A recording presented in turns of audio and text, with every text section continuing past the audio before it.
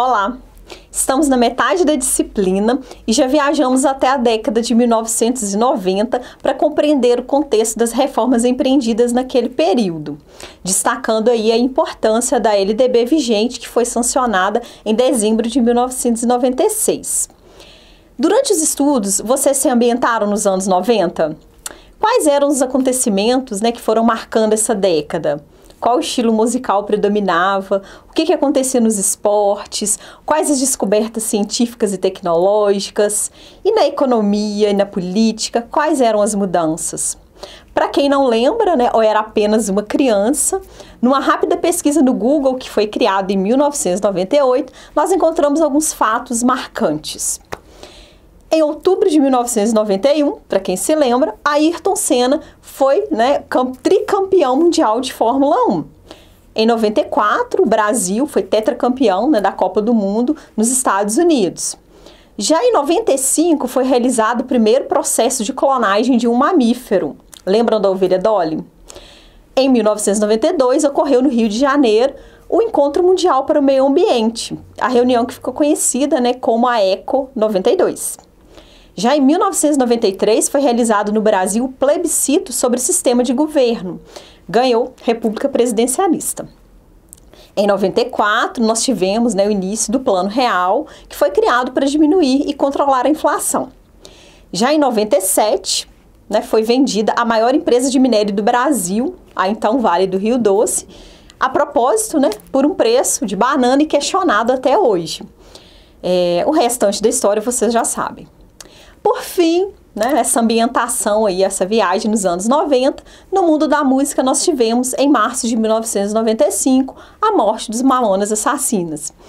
Faziam sucesso bandas de rock como Legião Urbana, Titãs, Capital Inicial, Paralamas do Sucesso, Kid de Abelha, Skank, Pato Fu, enfim. É só um resumo, para a gente ter esse contexto da época, para nós rememorarmos aí, buscarmos o que caracterizava o contexto sociopolítico daquele período, do cenário. E aí, provavelmente, eu sei que você deve ter se lembrado aí de mais eventos marcantes, pode acrescentar, fique à vontade. E aí, depois dessa viagem aí temporal, de ambientação, nós agora vamos focar nos aspectos conceituais que delinearam a década de 1990 para nós compreendermos as reformas que foram empreendidas. Globalização, o delírio do dragão, o império do capital em ação fazendo a sua rotineira ronda. Esse é um trecho da música da banda Tribo de Já, que eu sugeri lá para vocês na apostila, Então ouçam, reflitam, a partir dessa música, como nós podemos aí questionar um pouco, o processo de globalização. Além da música da Tribo de Já, nós temos o documentário também que eu sugeri na apostila, o encontro com Milton Santos, o mundo global visto do lado de cá. Uma proposta libertária para esses dias tumultuados. Bem atual, não é? Então, o incrível Milton Santos, geógrafo intelectual premiado internacionalmente, ele apresenta os problemas da globalização sobre a perspectiva das periferias. Ele não era contra a globalização, e sim contra o modelo de globalização que está vigente no mundo, que Milton Santos chamava de globalitarismo. Analisando as contradições, os paradoxos desse modelo econômico e cultural, Milton Santos enxergou a possibilidade de construção de uma outra realidade, que ele considera mais justa e mais humana. E aí, com o fenômeno da globalização, que foi se intensificando na década de 90, ocorreram mudanças importantes nas relações sociais, políticas, culturais e econômicas, que foram impactando aí na redefinição do papel do Estado-nação. Nós tivemos a intensificação do ideário neoliberal, a emergência do Estado gerencial com o plano da reforma do Estado que foi proposto pelo então ministro do MARE, o Bresser Pereira, Luiz Carlos Bresser Pereira, na primeira gestão do presidente Fernando Henrique Cardoso, de 95 a 98. E aí, apesar dessa forte onda neoliberal, nós temos que destacar um pouco antes aí, a nossa Constituição Cidadã de 1988. Mesmo sendo alvo de críticas, Principalmente nos dias atuais, a Constituição, né, vem sendo reforçado o seu papel como garantidora de liberdades e da democracia.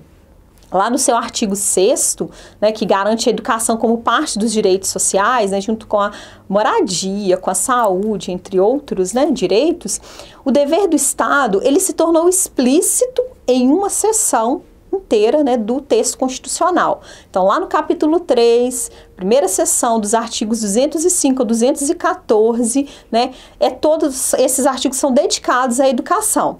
E aí, no artigo 205, nós temos a educação, direito de todos, dever do Estado e da família. Na literatura, o professor Carlos Roberto Jamil Cury, ele aponta, né, que esse contorno legal, né, dado aí pela Constituição, pela LDB e outras legislações, indicam a possibilidade e limites de atuação, né, os direitos, os deveres, proibições, enfim, as regras. E tudo isso possui enorme impacto no cotidiano das pessoas, mesmo, né, que nem sempre as pessoas elas estejam conscientes de todas as implicações, né, e consequências, né? E as leis, elas são vivas e é importante a gente entender essa dinâmica da legislação. Nos anos 90, o mercado de trabalho passou a exigir um novo trabalhador. Então, situando aí o contexto da legislação, e nós precisamos entender, né, o contexto do mundo do trabalho. E esse novo, né, trabalhador, ele precisava assumir características de polivalência, novas aptidões, habilidades, porque o mercado estava cada vez mais competitivo e globalizado. Assim, a LDB e a criação de políticas, né, são respostas a esses desafios. Com a indução que foi provocada, né, antes disso, né, a Conferência de Jomtien na Tailândia, né, Conferência de Educação para Todos, né, provocou uma indução com financiamento, né, de organismos internacionais como o Banco Mundial na criação de diversos programas, diversas políticas para fomentar o desenvolvimento da educação, como o Fundef, o PROEP e os PCMs. Falando um pouco mais sobre a LDB, né, em 96, apesar de ser considerada por alguns autores que a LDB foi um consenso forjado, né, existia um projeto da sociedade, de repente esse projeto foi um pouco deixado de lado, substituído por outro projeto, né, do governo, FHC. Então, esse consenso forjado, alguns autores consideram que apresenta, né, uma organização geral da educação, claro, né, seja da educação básica ao ensino superior. E aí outros autores, como Seavata e Ramos, criticam o fato da educação profissional, né, da educação técnico-profissional de nível médio, ter sido separada mecanicamente do ensino médio. Ela foi tornada paralela, né, ou subsequente a ele, como uma modalidade, não como parte integrada do nível médio, do ensino médio mesmo, sim como uma modalidade.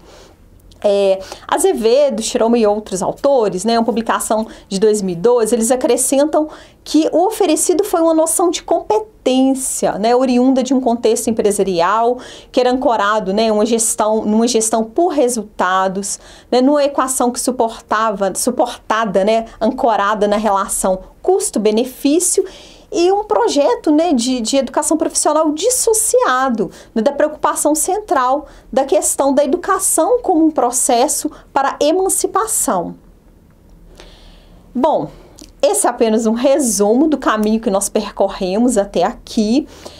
Façam as atividades, né, disponíveis, né, na sala virtual.